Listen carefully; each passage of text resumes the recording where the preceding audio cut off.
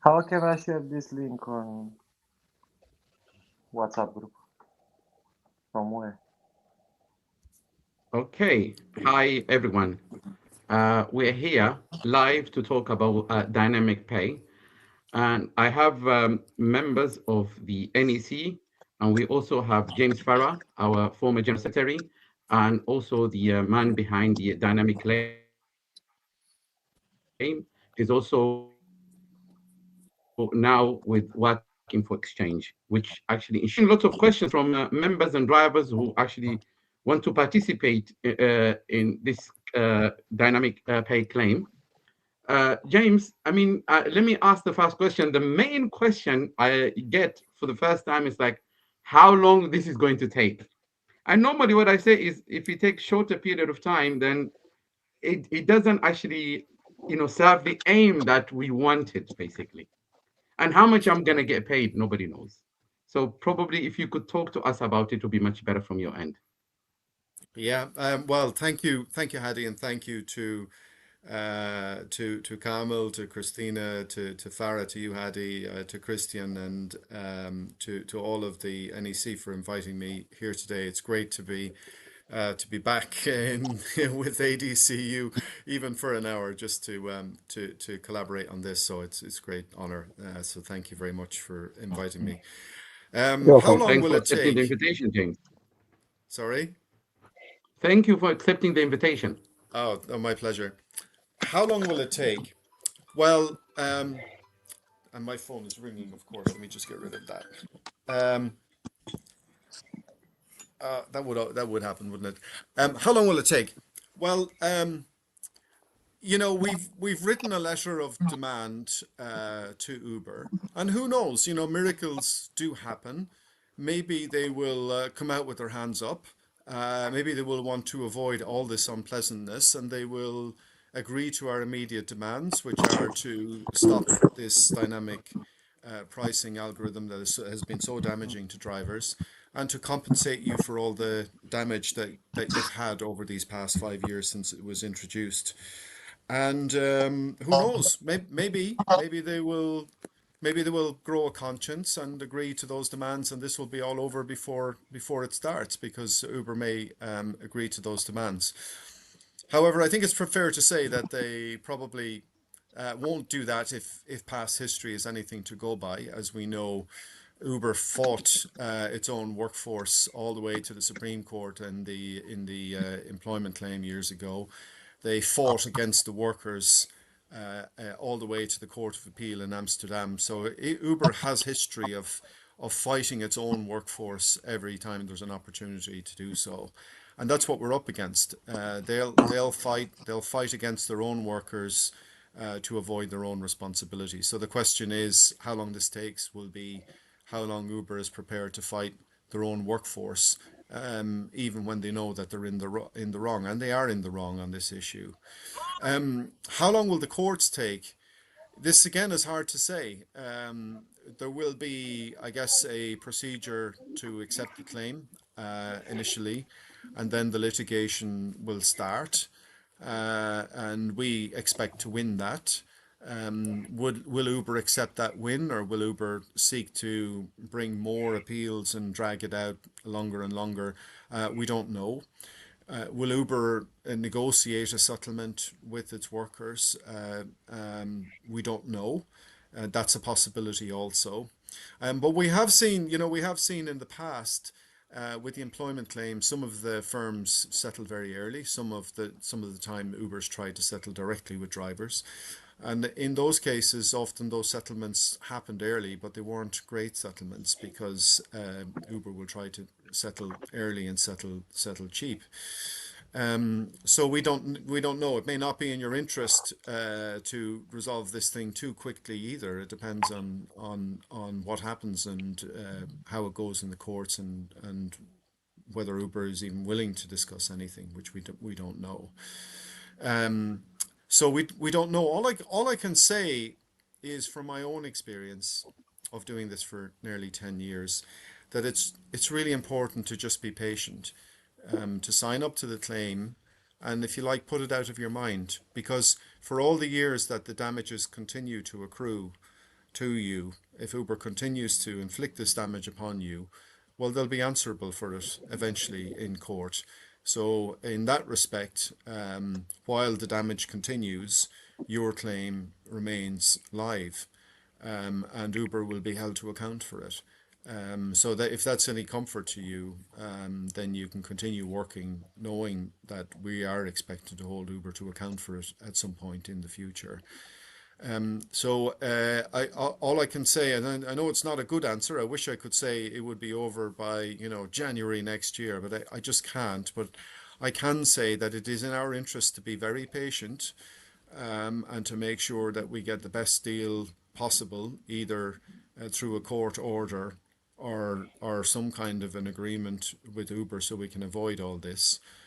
But we intend to hold Uber to account, and to make sure that we get the best possible deal for our drivers on this, however long that takes. And I Thanks, think it's James. important for drivers to be patient.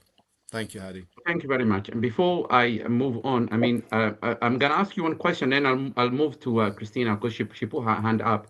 The question I want you to ask, and I'm getting this question exactly, what is the legal claim about, and why is being brought forward now?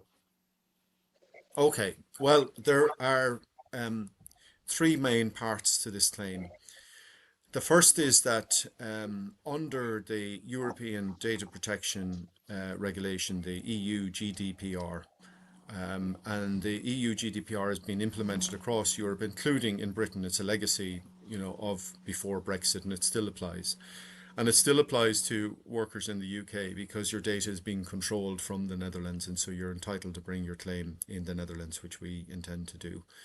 So that's just a word about jurisdiction. The complaint is that under the EU GDPR, you have a right not to be subjected to automated decisions that have a seriously negative effect upon you.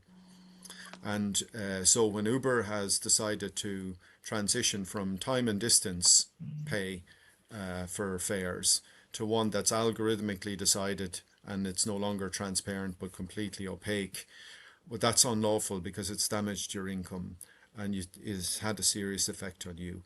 And in previous litigation we brought before the courts in the Netherlands, the courts agreed with us on that point, that dynamic pay is falls under this general prohibition against these types of automated decisions. So we say Uber should never have done it, and there are no exemptions available to Uber out of that requirement not to do it. And so because Uber has gone ahead and done that, and you've been damaged by it, we believe that you're entitled to ask the court to make Uber to stop using this technology and to compensate you for the damages that were done to you. That's the first claim. The second is closely related to that, and that is, we say that Uber has used your data to train this algorithm to exploit you effectively, because Uber is using your data to try and figure out how and where to improve its margin at your cost. And we say Uber has used your data to train that algorithm, and you didn't consent to that, and why would you agree to do something like that? And that that's also unlawful, and that Uber has to compensate you for that damage as well. That's the second claim. The third claim is slightly something separate, which is between 2021 and 2023, Uber transported driver data to the United States to its head office in a way that was not compliant with the safety and security requirements that are in place by law, that govern how data is to be transferred to the United States. And in particular, there are safety and requirements around making sure, for example, that the national security services in the United States, that intelligence services, if they are going to have a route around your personal data or mine or all of ours together, that there are certain rights and protection that go with you that have to be provided for and guaranteed by the United States. And Uber transferred that data in a way that all of those safety requirements were circumvented for 2 years. The Data Protection Authority in the Netherlands has given Uber already an eye-watering fine for that of €250 million, 250 million euros, Well, that's well and good because that goes straight to the government in the Netherlands. But you're the victims and you never had any compensation for that and you're entitled to it. So that's the third claim, is that driver data was transferred to the United States in an unsafe way, in a way that violated your rights, and you're entitled to have compensation for Uber doing that. So those are the three claims. I want to add one thing very clearly because this is a question that keeps coming up. And that is, if you also had a claim against Uber in the past for under worker rights or employment law or whatever the other claims that were running in the past, can you still participate in this? Absolutely you can, because this is a completely different violation of the law that Uber has done. Those were violations of employment law. These are violations of data protection law. They are separate harms and you're entitled to compensation and you're entitled to have your rights protected for this as well. So even if you have had compensation in the past for other matters, you should still be entitled to join this claim and have your rights protected under this claim as well. Thanks, Adi. I Hope mean, that answers the question.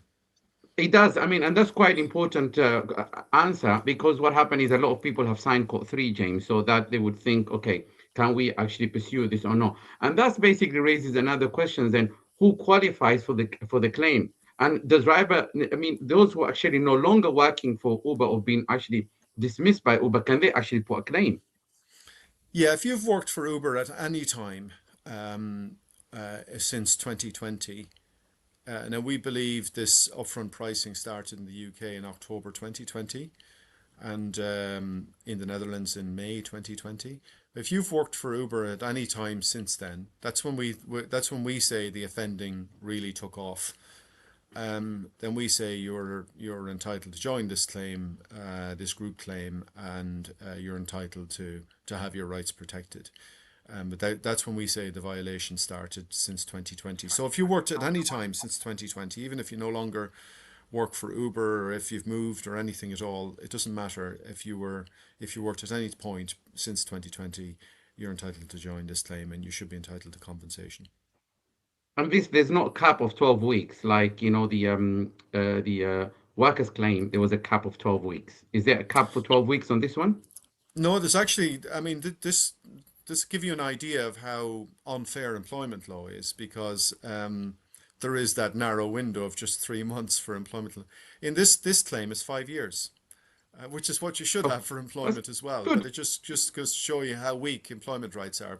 This is 5 years, so we're just in time because we've opened this in November is when we've started the proceedings against Uber, and that's almost exactly 5 years since it started in these violations started. The good news for you is that there's already 5 years worth of let's say money in the bank, because if there's 5 years of harm, I'm sorry you've been harmed for 5 years, but that's 5 years worth of harm that we say has to be added up and given back to you. That's our position. That's very good. I have more questions, but I want to leave it to the rest of the guys who are here, because I don't want them to see that Hadi is the only one who's asking all those questions. I mean, I'm quite happy to ask the question and I'm getting the answers I need. But if you guys have any question, please put it forward to James while we have the opportunity. He's here. Yeah, my question will be if the case passed the preliminary stage. Some drivers was asking me at the airport car park. Sorry, what is the question, Christina? If the case passed the preliminary stage. Well, we're at the beginning stages. So the very first stage is making the demand to Uber and asking Uber to respond to that. I can tell you that Uber have come back and said they want more time to study it. And that's fine. We have to be really patient because we're confident in our case, and we have to be patient. And as far as I'm concerned, Uber can take their time to read very carefully what we've sent them and to consider it very carefully and give us a considered response. So we have to take this step by step, but it will take time. But we've started the ball rolling. James, I mean, a question that I got from drivers is why is the claim being actually brought in Netherlands, not in UK? Yeah, the main reason for that, Hadi, is if we were to bring the claim in the UK, then any ruling would just apply to UK drivers, which is already a big deal, right? But we have brothers and sisters all over Europe as well, and the central point for Uber's processing of data is in the Netherlands. So if we take the claim there, we can win for UK drivers, but we can win for Dutch drivers and French drivers and German drivers and Polish drivers and Romanian drivers and Spanish drivers. So we can have much wider application of the ruling across Europe if we take the case in the Netherlands. And we're perfectly entitled to do it. Under the GDPR, you can take the action where you live, where this has happened to you, or you can take the action where the algorithm is based and where the data is based. So Uber's registered in the Netherlands. That's where they control the data. And so that's the central point, if you like, of Uber's business model. So it makes perfect sense for us to bring the claim there. Otherwise, we're forcing drivers to have to bring claims, in whatever 27 member states plus the plus the EEA plus Norway and Sweden, or Norway and Luxembourg, or not Luxembourg, Norway, Switzerland, and some of these other countries that are in Europe but outside the European Union. We can centralize this problem by taking the claim in the Netherlands directly. I've seen the post that you posted on your ex, the YouTuber Okay. in Can I in the ask my United States. question? Anyone? Yeah, go ahead, Camille. Yeah. Hi, James. Hello, Campbell. Yeah, hello. I spoke lots of drivers in London, our members, and at the beginning, you said some drivers damages. Please, could you explain like these damages, what kind of damages, or uh, end of that, any driver needs to report any damages what they had. Please, could you explain that to us? Yeah. Well, we've spent a lot of time studying this problem, both legally and in terms of the impact. So, and thank you for ADCU members and other drivers who participated in the research that we've done. But we collected data from drivers, and we worked with the University of Oxford Data Science Department to analyse that data. And they published a report earlier this year in June that tried to analyse the damage that's been done since the introduction of dynamic pricing. And what we saw is that 87% of drivers had lost money compared to before dynamic pricing and after dynamic pricing. The damages run a fair range. So like 10% of drivers lost 10%, and like 20 lost 20, and 30 lost 30. It is something like that, sort of a spectrum of a small number of people losing a lot and a smaller number of people losing a little, and then an even smaller number of people, 13%, are actually have done better since dynamic pricing. But overall, we're seeing drivers losing between 8 and 16% of their pay overall. The other thing that's happened is that Uber uplifted fares in that period of time. So fares have gone up about 32%, while your fare income has gone down 8 to 16%.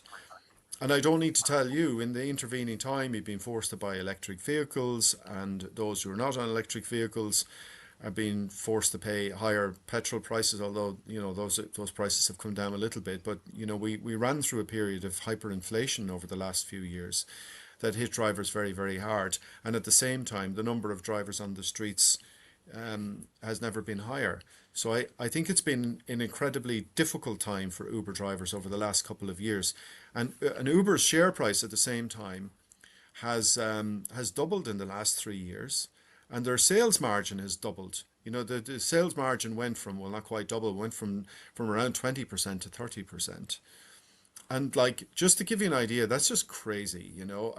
Years ago, I used to work in the airline business, and we always had this saying, you know, that like transport is such a difficult business because it's labor intensive, it's capital intensive. You know, you got to buy a new car every year, every few years. It is fuel is expensive and it's volatile. Passenger demand is volatile because if they don't have the money, they're not going to travel. So it's a very difficult business to be in. It's always been a really low margin business and a difficult business. But people love the transport business. I know I do, all aspects of it. But for Uber to descend and take 30% off that, that's crazy because there isn't that kind of profits in this sector to just extract that kind of money and walk away from it. But yet that's what Uber's done, is lifted the fares 32% and pocketed most of that and left you to have your income sink by 8% while your costs really mounted up over these past few years. That's just really criminal. And that's the kind of damage we're talking about. So across the board, drivers are losing 8 to 16%. They haven't kept pace with the fare increases that you would have kept pace with. Because as long as Uber's commission was pegged to the fare, you know, it couldn't inflate it to 40, 50, 60% like it does right now. And your share of the fare would have gone up with the fare. But that didn't happen because Uber cut those links.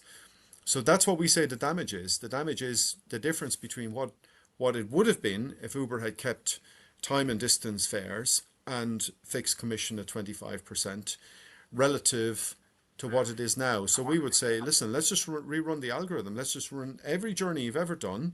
Let's rerun the algorithm, take out what you've done and apply time and distance and fixed commission 25% and see what the difference is. That's what the damage is, in my opinion. But that's what the court will have to order on, and Uber will have to have their defense on this matter as well. But that's where the damages come from, and those damages are accruing over 5 years already, and will continue as this goes on. Okay, thank you. But You do see, you James, have an idea how this damage is going to be affect as a money? I don't know how they are going to calculate that this damage affect to my pocket this much, so I may get this much money. How they calculating this? Do you have an idea? Yeah, so I forgot to mention two other things. There's a standard sort of rate of damage for the type of unlawful transfer of data that Uber did to the United States. That's the third claim. There'll be another piece of damage for, you know, unlawful use of your data to train the algorithm. Again, that's another bucket. But there is a fourth bucket, and that is to do with what we call non-material damage. And so that is like the stress, the anxiety that's being caused to you, you know, losing control over your working life, because before you knew what you were going to be paid, you knew what the per mile per minute rate was, you knew what your fixed commission was. That's all taken away from you, and that's very stressful, and it's very anxiety inducing, and we say you're entitled to compensation for that. Now, Kamal, how this is all the methodology for adding all of this up and apportioning it, we're a long way from figuring that out, because we can assess the damages, and we have, and I've shared with you what, you know, we broadly think those figures look like, and you can read that in the Oxford University study. But Uber will have another argument before the court, and then the court will have to decide. Firstly, if they agree with us that Uber's behavior is unlawful. Secondly, if it is, what damage is due to the driver, and Uber will have their say about that. And thirdly, when we prevail, there'll have to be some agreement about how these damages should be apportioned out to drivers. This will all be decided by the court, or possibly in negotiations with Uber, but we're a long way from that point yet. But we have to put our stake on the table and say this is what's owed to drivers, and Uber has got to come out with their hands up and make good on this. And we have to see how they respond. okay, in the future, is like any driver needs to provide any kind of damages what they have? Are they going to ask to any drivers this kind of things, or they are going to decide for some reason what you said already? Yeah. Because there is some drivers, even I know in my group friends, and they're really stressful, and some of them had even heart attacks. And psychologically affected. I don't know. Are they going to ask any drivers provide this kind of damages? So are they going to ask drivers to provide evidence, direct evidence of psychological harm and direct evidence of their own individual losses? Is that the question?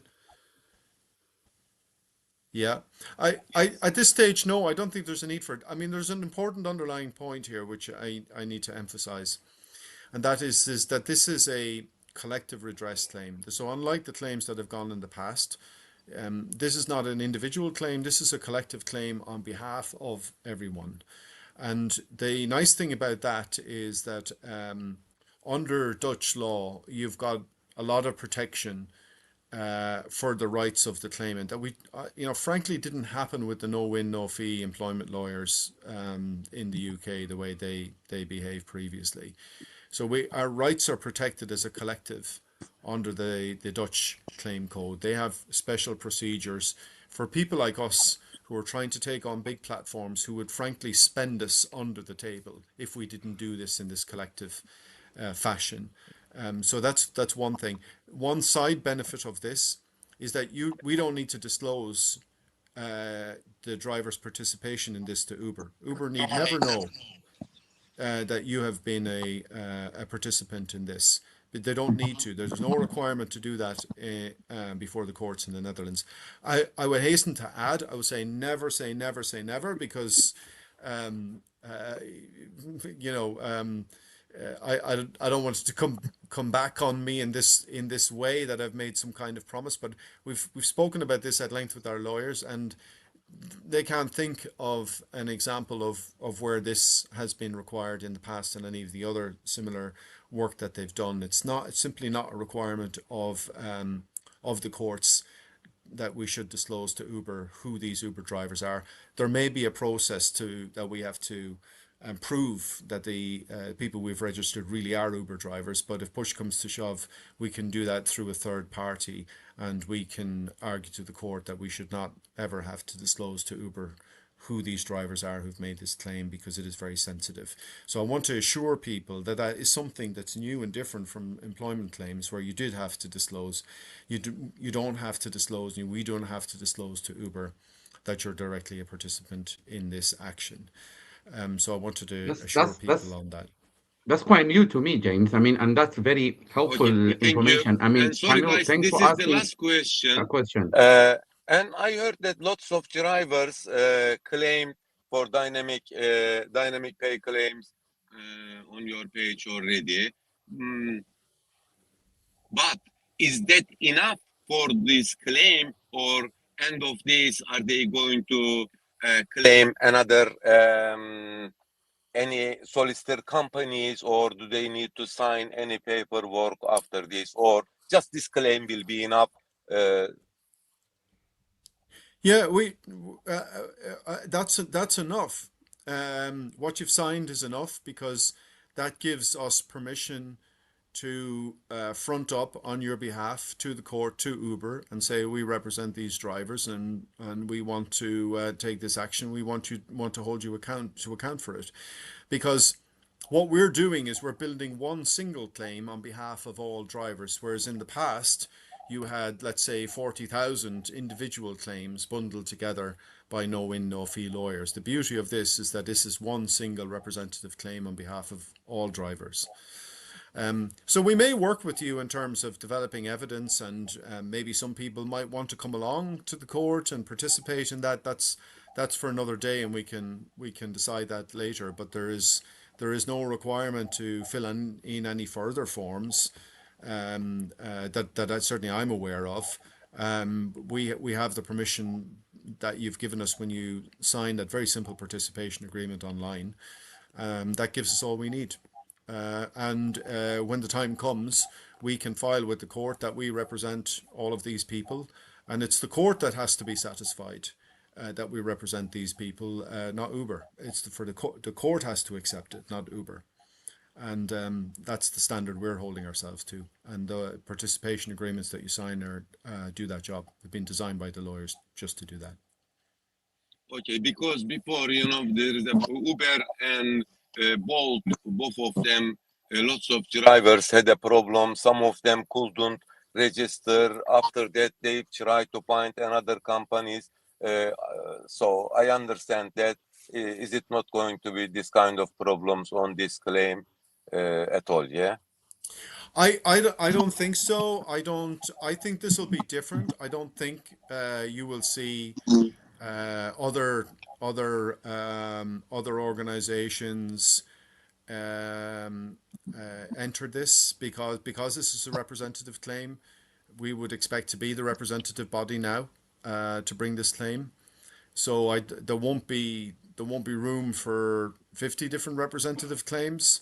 So this is the time to get on board and join this claim, so we can get it going, and we can be. You see, the thing is, there is strength in numbers here. That's the whole point. It is a collective claim. It's a collective action, and so the best way to pursue this is for all drivers to get together in one claim and have the clout. And let's not have Uber try to divide and conquer. But it won't be Uber's game. But I think this is a very different type of animal. I don't think you're going to see multiple different claims. So I would say now's the time to get on board. So basically, if more drivers join to the claim, the more it's gonna be the claim against Uber. You're saying? Yeah. Okay. You want to go with overwhelming power. I mean, it's a collective action claim. It's not an individual claim. In the past, these were individual claims. The way to get Uber's attention on this is to say this is one big claim. We've got as many drivers as possible. The total damage added up by all those drivers is going to have a significant hit on Uber's balance sheet. That's how you get their attention. We won't get their attention with small numbers. So I'm pleased to say there's already thousands are signing up, but we need many more thousands to do so as quickly as possible. And that's how we'll get to. If you're asking the question of how do we get to a quick settlement, how do we get to a quick resolution, that's how we get to a quick settlement and quick resolution, by fronting up with as much power as we can, as quickly as we can, get their attention. Okay, and James, good afternoon. Good As you afternoon. mentioned, and the pack dating will be on 5 years. So Yeah. now, if Uber decides to drag this another maybe 1 year or 2 years, when Maybe the pack longer. dating is going to start, maybe longer. So is that going to be 5 years, or is it going to be how long it takes? It's going to be how long it takes. So if it's already 5 years, and if it takes Uber another 2, that'll be 7 years worth of damage. So you will be entitled to 7 years damage. Well, you'll be entitled to what the court says you're entitled to, but that's what we'll be claiming for. I We'll hope be so. claiming Thank for you. every minute that they've damaged you, we'll be expecting to hold Uber accountable for it. That's good. James? James, I mean, Panku raised a quite good question here. And also, Kamil, but I'm just going to pick up from the last, and he says basically we need more drivers to participate in this claim. The question is here, how can drivers help strengthen the case then? I think you can help strengthen the case by signing up to the claim as quickly as you can, by encouraging other drivers to sign up to the claim as quickly as you can. But I think it's also, I think, one of the reasons why I'm so pleased that ADCU is involved in this is because at the end of the day, we'll do our best, but you know better than I do that in the end, the best that drivers can do for themselves is to organize themselves in a union and build their power base to take on the power of the platform.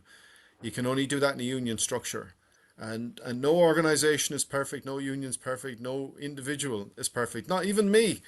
But this is the only hope that drivers have in the long run. In the long run, is yeah, let's go for an injunction. Yeah, let's go for compensation. But in the long run, your problems are going to be solved decisively by joining your union, driving your own campaign, and you're already doing it. It was great to see Hadi in the Financial Times yesterday on this issue of dynamic pay and pricing. Have to keep this issue in the customer's eye, in the mind's eye, in the eye of politicians. You need to discuss it with your customers, because isn't it funny how quickly, even, you know, you think of the last few years of what's happened in this country and other countries in the United States, how quickly abuse becomes normalized. That's what we've seen in our society over the past few years. And this is another form of abuse, and we must not accept it, and we must not normalize it, because it's not acceptable and it's not normal. And I think drivers need to remind themselves of that every time they go to work, that this is not right, it's not lawful, it's not normal, you shouldn't accept it. And the way to fight back against it and take a stand against it is join this claim, join your union and get involved and strengthen your union and strengthen your union's campaigns to fight against this stuff, and to hold these companies to account. Because if you don't do that, then you can expect more of the same. If you'll indulge me, Hadi, I'll tell you a story that I heard many years ago when I joined a very late night demo, Uber driver demo up north, and we were all getting ready to go, and somebody on a live WhatsApp stream told this story, and I think it's really telling. And the story goes something like this: there was a good king who was a good king in this kingdom far away, and the people loved him. But he felt insecure, and he wanted to exercise his power so that the people wouldn't just love him, but they would fear him as well. And so he got this mountain pass between two communities, and he decided to put a toll on this, just to he didn't need the money, but just to show the people that he had great power and that they should pay him money every time they went over this mountain pass. And so he expected them to be, to uprise against him, and he would put it down and show how powerful he was. So he put a toll on this road, and the people didn't complain. They just paid the money, and they went over the mountain pass. And he was frustrated because he wanted them to uprise so he could put them down and show how powerful he was. So he decided, I know what I'll do. I'll double the toll. So he doubled the toll, and you know what? The people still didn't complain. They just paid double the toll, and they normalized it, and everything was okay. So he said, "No, this won't do. I'll have to up the ante here, because I have to show my power, and I have to get them to uprise against me so I can put them down." So he organized for the army to come along, and to not only charge them this double toll, but to beat them. So you have to get out of your car, take a beating, pay the toll, and then go on. And this time, the people did complain, but they didn't complain about the toll. They didn't complain about the beating. They complained that they had to queue up now for the beating before they paid the toll. So they weren't complaining about the toll or the beating. They were just complaining that they had to queue up and it took extra time. So I tell this story that, of all these 10 years, of what we've put up with from Uber and others and the government, is that we must never normalize this type of abuse. We must never normalize this type of algorithmic exploitation from Uber or anybody else, because before you know it, everybody accepts it, and this is the way it is, and we don't fight back. No, we have to fight back. We have to fight back by joining this claim, and you have to fight back by joining your union. This is not normal, and you shouldn't make it normal. Thanks for indulging me with that little story. And what we say, basically, if you don't fight, you don't win. Exactly. But if you fight, there's opportunity that you could win.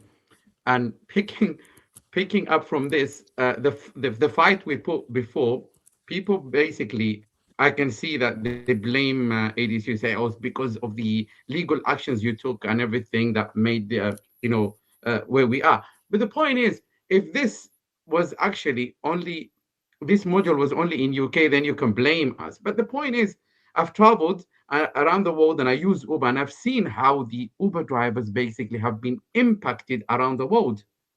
I mean, if you look at it in Middle East, in Africa, in Europe, they've all been impacted. I mean, James, you've done a lot of traveling. You travel for this campaign. You're currently in Poland, I assume. Christina was telling me the other day she was in Romania. She said they're all basically crying. You could give us some of experience of what Yeah, drivers are facing around the world, James. Yeah, it's the same, and it's the same in the United States, from what I'm reading. This started in the United States and then came here. Um, but it takes different forms in different countries. In the Netherlands, for example, commission is still flat at 25%, but the fares are variable. In Poland, we can see same as the UK, drivers are paying commission. I had a trip from the airport the other night, and driver was paying 40% commission to Uber on that individual trip. So I think it bites in different ways in different parts of Europe, and of course there are different protections. So in Portugal, there's actually a new transport law that caps commission that can be taken from by apps from drivers. That's a good model for you guys to study and propose that type of legislation in the United Kingdom, because if it can be done in Portugal, why can't it be done in the United Kingdom? And that's a relatively new law. It's not as if it has always been that way. That law was introduced to protect drivers from apps over the past few years. So that's just one example. But there are different regulatory regimes around Europe, but in general this problem is persisting all over Europe. Oh, and Ireland.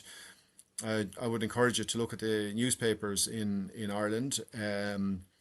Over the last few weeks, Uber's introduced dynamic pricing for there's a single tier system in Ireland of taxi drivers, and there've been street demos every week in Ireland over it. They're extremely upset because they're losing the protection of a tariff, and in place they're getting this. Now Uber's position is that, and it's true that the law says you can't be charged more than the tariff. It doesn't say you can be charged less. So what Uber is saying to customers is that you'll pay the metered fare or less. But if you pay less than the metered fare, it's the driver that's losing out, nobody else. So there's a lot of anger in Ireland about it at the moment. But it's very important to channel that anger into unions and into positive legal action. Okay, and James, as See, you James, said, it's pity to see that Uber's actually fares have increased. The fares have increased by almost 16%, and by 32%, but the driver's pay have actually dropped by 16%. And on top of it, everything else has gone up. I mean, for example, my insurance has doubled. You look at the fueling since 2000 up to today. So the drivers basically need to be part of this. They need to basically join the claim. So the other question I'm going to ask you, if you don't mind, Farah, James, if the claim is successful, will Uber be forced to change how dynamic pay to drivers? Yes, I mean, in two ways, because what we're asking, what we've already asked Uber to do is to stop, is to just simply stop this behavior, and to do so immediately. And we'll ask the court to make them if they don't agree to do it. But I think the biggest shaper of Uber's behavior is to cost them a lot of money. We have to hold them to account. We have to let them know this is going to be very expensive for Uber if they continue to damage drivers this way, and that damage has to be ultimately paid to drivers. That Uber will get the message and do it this another way. And Uber has a very good business. They don't have to do this. You can make money without absolutely ripping drivers off. It can be very profitable business. There's no need to do this. You can still make a load of money and not do this. So we shouldn't be tempted to feel sorry for them. But we'll be asking for Uber to stop this, and we intend to hold them to account, cost them a lot of money, and ultimately have the court order them to stop if they don't do so willingly. Okay, Exactly. James. You see this. So one question Okay. what the driver was gonna ask: why is the main reason why is this claim has been opened against Uber, and what exactly means in the simple words, like to make any drivers to be understandable why we ask them to join to the claim. Thank you. Well, I mean, the simple reason is that well, I mean, to tell you the story about how this evolved over time, you may be aware over the years in collaboration with ADCU, we took similar claims to court in the Netherlands, starting with the facial recognition claims. You may remember we all worked together to defend drivers who had been deactivated unfairly because of facial recognition that was faulty. Again, that's an example of an automated decision that was just wrong and faulty and did a lot of damage to drivers. And we were successful with those cases in proving by looking at the data that these decisions were wrong. And you can't blame it on a machine. You can't say, oh, a computer said this and I'm not responsible. You can't. It's not acceptable answer. And the courts agreed with us, and we had similar cases where drivers were accused of fraudulent activity because, again, Uber's algorithm flagged these guys as having done something wrong, even if they didn't do so. And in many cases, Uber didn't even bother to investigate. They just stung them off the platform. And again, in those cases, with three drivers shared what their costs were in the end, but it was something like 800,000 euros between three. So the courts have recognized as we brought these cases that Uber was making automated decisions to dismiss drivers, and that those were unfair, and that the court agreed with us. So all this is a natural progression from that, because we say, okay, we've resolved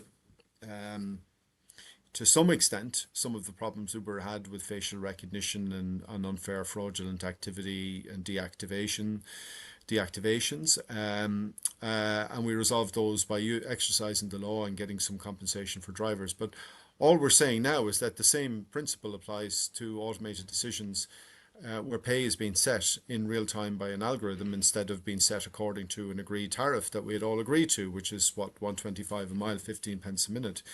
That was taken away. And so we say that's unfair, that's unlawful, but it also opens up the room for other more harmful type of surprises, let's say, like trip radar is an example of it, or this sort of priority service pricing.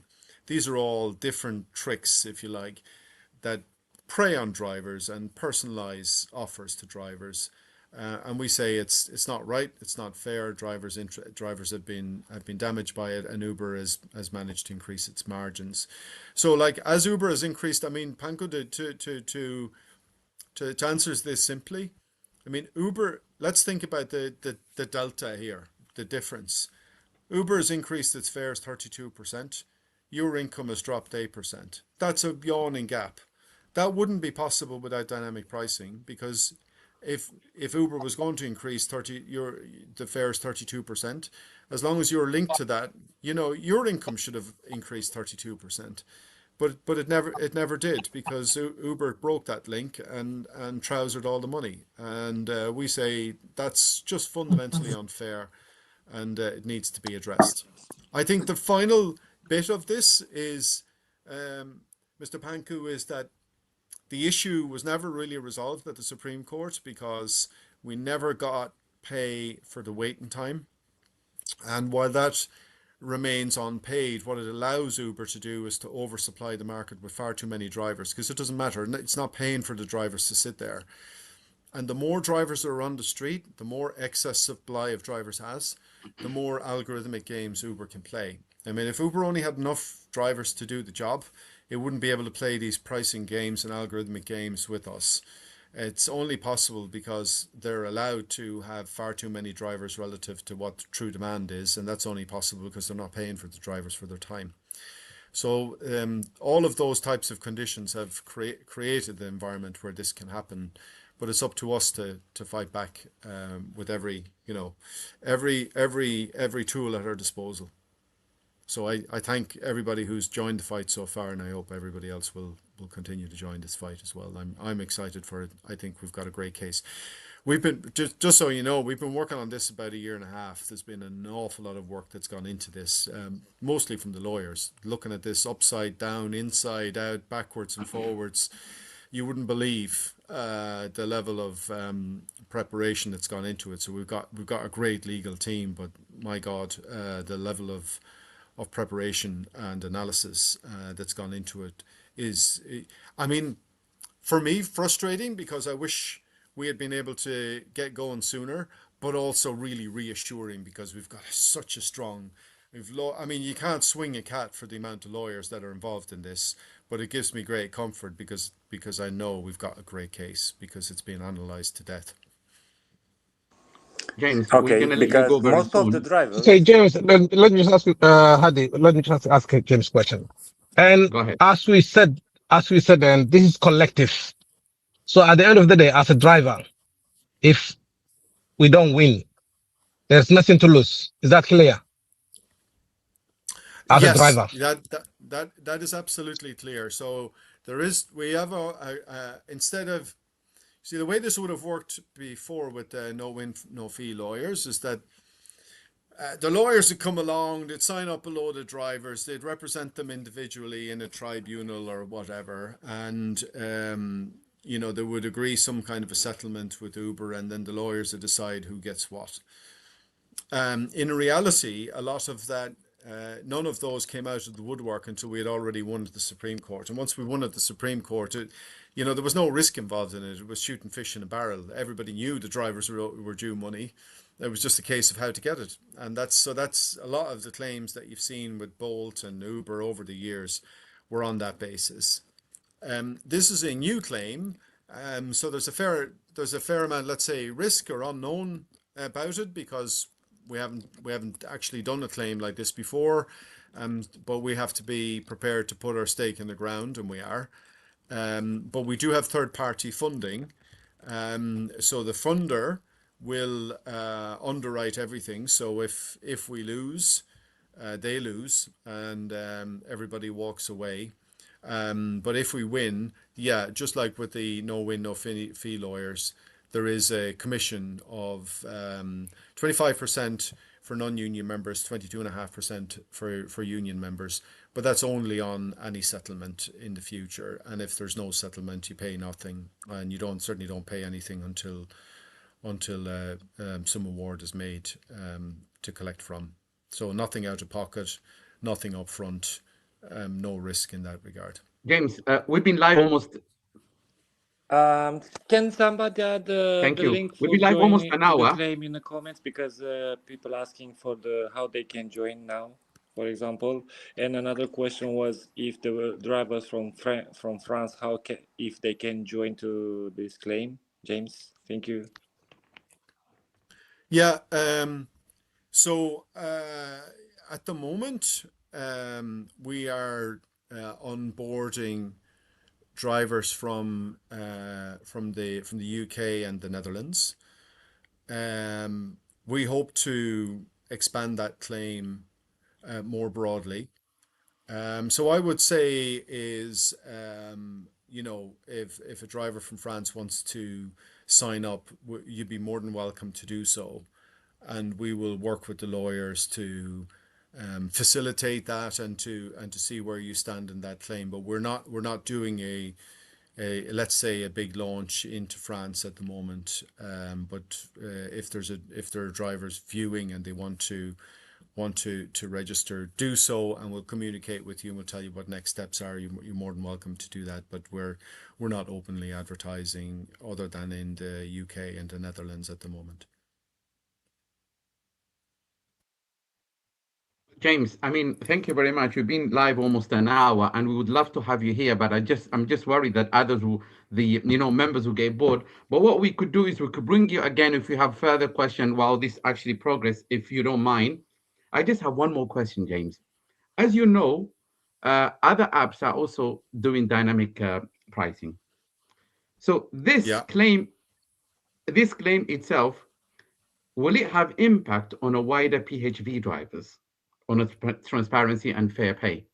I know at the moment we're actually pushing Uber, but I mean, I know the answer, but I want to hear from you also so everybody can hear this. Yeah, I think it will. I think this is a, if you listen to what's going on in the news, there's a global battle going on about the future of artificial intelligence and these types of systems. And make no mistake, this is artificial intelligence. It's so-called machine learning, and the machine learning is the machine is looking over your shoulder at what you're doing, collecting your information, trying to use it against you. That is machine learning, is constantly looking at what's happening and then trying to optimize for Uber's benefit, not from yours. It's an unfair situation. It's an unfair fight, and it's very difficult, to work in that environment where the deck is stacked against you and you've got very little protection. And let's not make any mistake. Is a kind of a global battle in a way, because you look at what JD Vance, the Vice President of America, is trying to do, beating up the European Union because they're saying the GDPR needs to be shredded because people like us already have too much protection and they want these protections taken away. And the risk is that what they'll say is it's very important that we do not have any restrictions in these types of automated decisions, because look, aren't they great for consumers? They're getting all these cheap fares on Uber, and you're getting free services on Facebook and TikTok and whatnot. Well, the thing is, there is no such thing as free. Somebody's paying for it, and there's no such thing as a free or cheap Uber fare, because you're paying for it, right? And so, that's what's at stake here, that we really do need to win this. And I fear if we do win it, they'll try and change the law anyway, because this is quite getting to the heart of the problem with the gig economy and with artificial intelligence in general. But having said that, if we didn't have these rights, and if these rights weren't incredibly valuable, and if these rights weren't important to exercise, they wouldn't be fighting against them. They wouldn't be looking to undermine the GDPR. You wouldn't have JD Vance going to Munich to give speeches against the GDPR. That should be your first hint that we have rights and they don't want us to exercise them, and they will try to take those rights away from us, either before we do or after we do. So, bear that in mind, that these are important rights. They're important to exercise those rights. It's important to protect those rights, and it's important to enhance those rights. We can help you exercise the rights, but your trade union will help you defend those rights and enhance those rights. It's really important to join a trade union. And if there's one thing, I'd really like to see as a legacy of this effort, is that people understand the importance of collective action and they join the trade union. That's probably even more important than joining the claim, is join a trade union. I've obviously got an affinity with ADCU because I've been involved in it for some time, but what's more important is you join a trade union. And I'm sure Hadi, Christina, Panku, Farah, and Kamil will all tell you to join ADCU. I wouldn't disagree, but it's really important to join a trade union. Defend the rights, enhance those rights. We'll help you exercise those rights. Thank you very much. And thank you all for joining. I'm just going to close this by saying that the claim is about fairness and making, sure drivers and ADCU members basically get the pay and the transparency they deserve. It's not about how much you're going to get at the end of it. It's about seeing changes taking place exactly. So what I'm going to say to people here, if you haven't joined the claim yet, please do so. It's basically you are putting your voice saying it's enough. And whatever it has been done, it's not for the driver's benefit. So I would urge every member basically and every driver who's watching this to join the claim. Thank you. Thank you all. And where you gonna get? Where are you gonna join the claim? Exactly. Which website? Of course, we have been posting the the link to join the claim, and we'll put it here today on the comments.